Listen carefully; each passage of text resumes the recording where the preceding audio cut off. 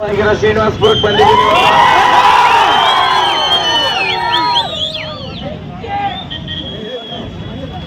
ಒಲೆನಾಗೈತೆ ಬೆಂಕಿ.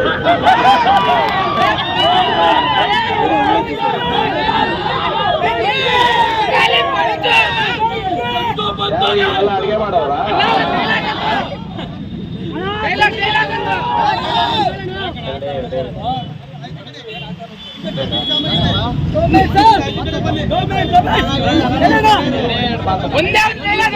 ಬಂದಿರೋದು ತುಪ್ಪ.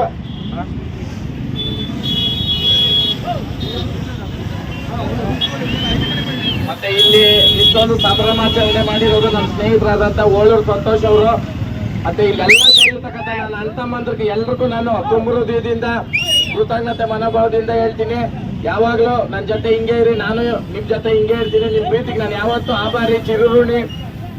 ಮಾವಿನಕಾಯಿ ಅಂತಂದ್ರೆ ಫಸ್ಟ್ ಜ್ಞಾಪಕಕ್ಕೆ ಬರೋದು ಟೊಮಾಟೊ ಮಾವಿನಕಾಯಿ ಅಂದ್ರೆ ಶ್ರೀನಿವಾಸಪುರ, ಕೋಲಾರ ಜಿಲ್ಲೆ. ಮುಂದಿನ ದಿನಗಳಲ್ಲಿ ಫಾರಿನ್ಗೂ ಎಕ್ಸ್ಪೋರ್ಟ್ ಆಗೋ ರೀತಿನಲ್ಲಿ ನಮ್ಮ ಮಾವಿನಕಾಯಿ ಹೋಗ್ಲಿ. ಪೌಡರ್ಗಳು ಹಾಕಿ ಹಣ್ಣು ಮಾಡೋದು ನಿಲ್ಸ್ರಿ.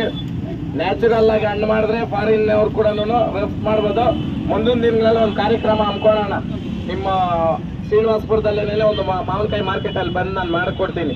ಜೈ ಹಳ್ಳಿಕಾರ್, ಬಾಯ್ ಬಾಯ್ ಬಾಯ್ ಶ್ರೀನಿವಾಸಪುರ, ಬಾಯ್ ಎಲ್ಲರಿಗೂ.